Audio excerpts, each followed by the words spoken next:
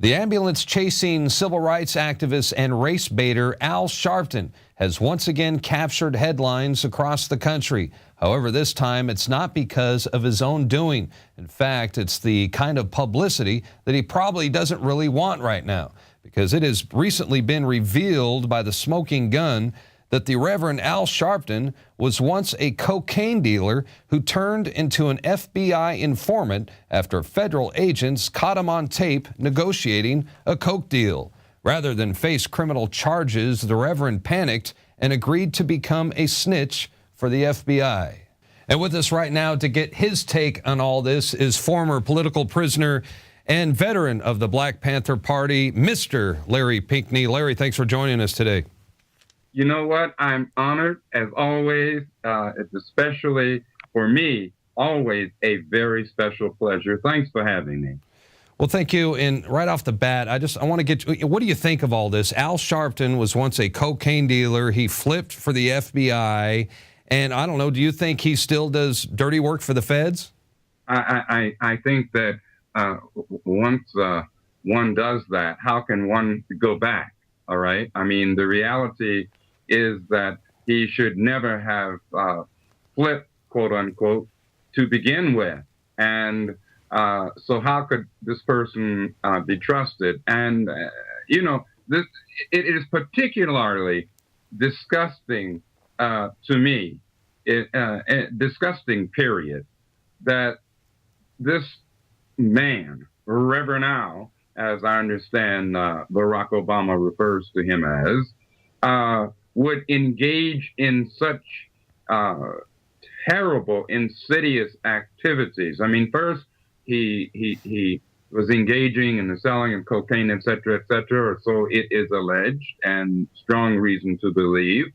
Secondly, he flips, quote unquote, to serve the interests of the FBI. As a veteran of the Black Panther Party, I want to point out historically that under the auspices of the infamous COINTELPRO counterintelligence program, that the FBI actually used many such people, such as Al Sharpton, okay, to destroy the original, I'm talking about the original, not to be confused with the so-called new Black Panther Party, all right, but to destroy, to infiltrate, to destroy, to disrupt, to neutralize, to decapitate the Black Panther Party. So to me, not only first and foremost as a U.S. citizen, but also as a veteran of the party, I find this particularly repugnant.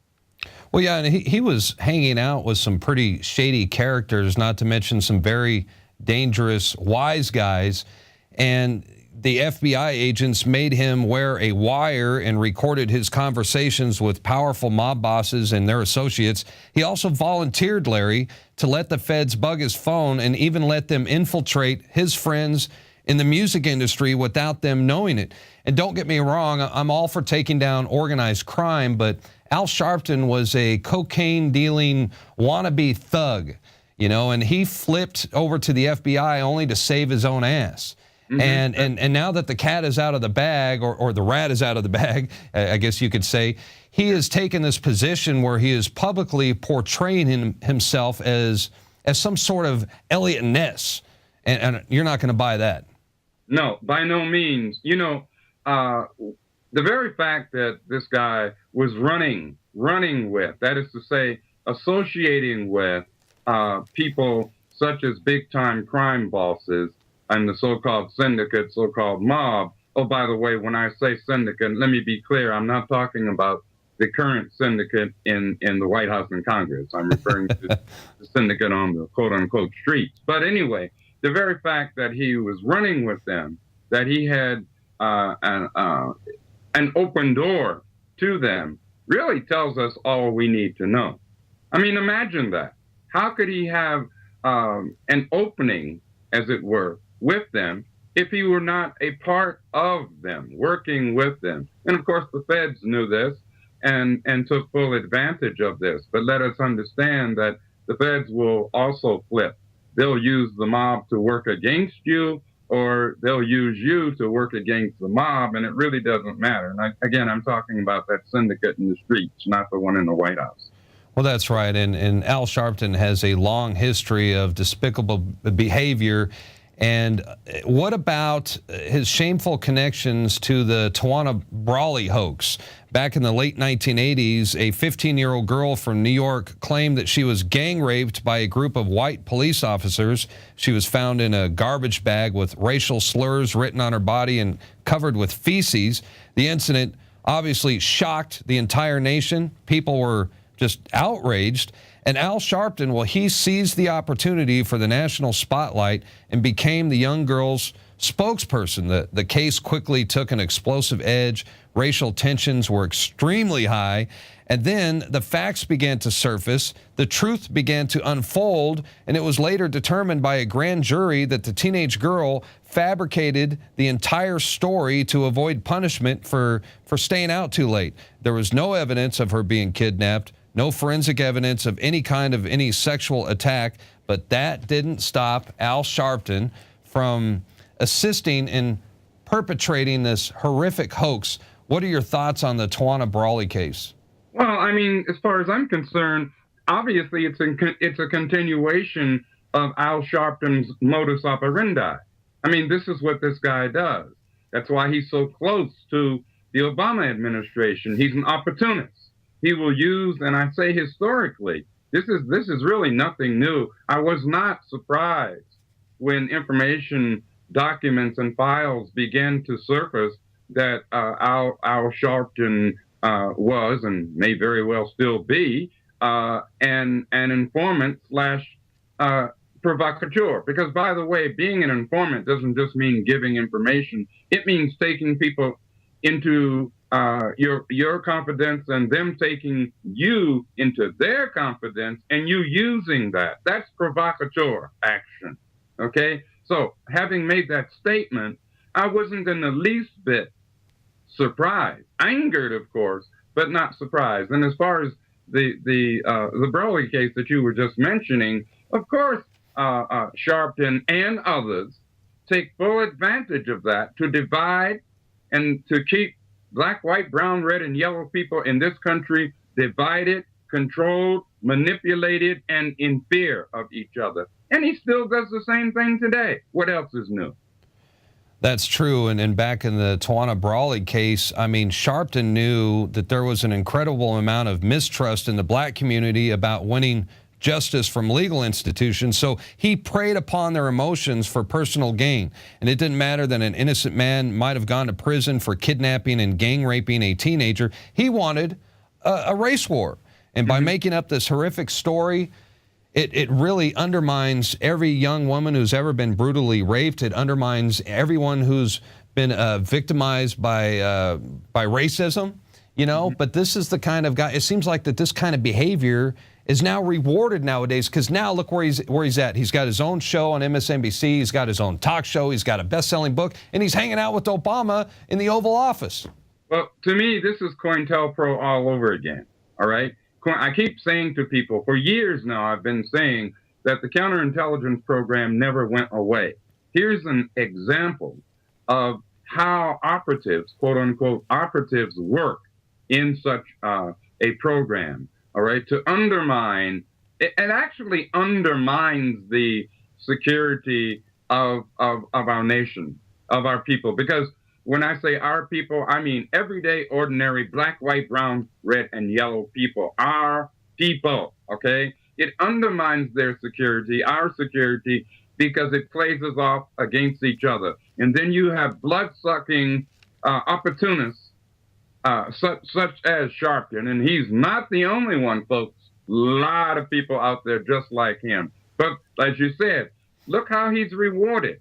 This guy has been rewarded big time, and on top of that is shown as being, quote, a leader. He's a misleader. Well, you're right. And I tell you what I'm getting tired of, and that is like the Fox News Network, for example. Let's not let them off the hook either, because I don't know how many times I've heard Bill O'Reilly, for example, ask his listeners, where is the black leadership right now?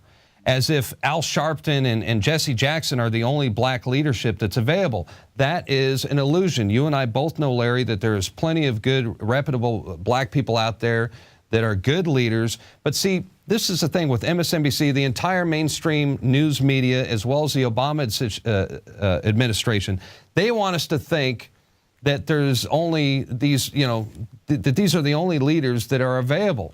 They want to divide us, not unite us. Right. That's right. That's right. And I'm glad you honed in on that, Darren, because the fact is whether it's Fox News, whether it's NBC, MSNBC, PBS, it doesn't matter. The fact is they have an agenda, and they feed on each other at the expense of we ordinary, everyday people of all colors. They feed on each other. As I like to say, they feed from the same trough. So we have to be careful not to be sucked in either way, so-called right wing, so-called left wing. No, we're not birds. We don't have wings. Let's use our minds. Or as my Chicano brothers and sisters would say, use your cabeza, use your head. That's right. Hey, I want to get your comments. Al Sharpton is the president and CEO of the National Action Network.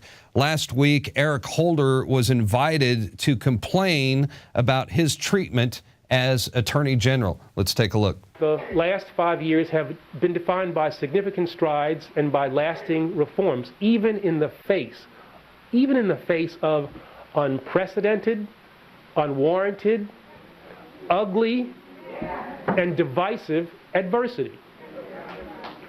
And if you don't believe that, you look at the way, and forget about me. You look at the way the Attorney General of the United States was treated yesterday by a House committee. Had nothing to do with me. Forget that. What Attorney General has ever had to deal with that kind of treatment? That's right. What president has ever had to deal with that kind of treatment? So I guess Attorney General Eric Holder thinks we have amnesia or something, because Nixon's Attorney General, he was thrown in jail for the Watergate scandal. What do you think about his accusations? Well, I think it's another example of race or color baiting. It's an example of, again, keeping people divided and at each other's throats, okay? I mean, as Albert Camus said, what better way to enslave a man than to give him the vote?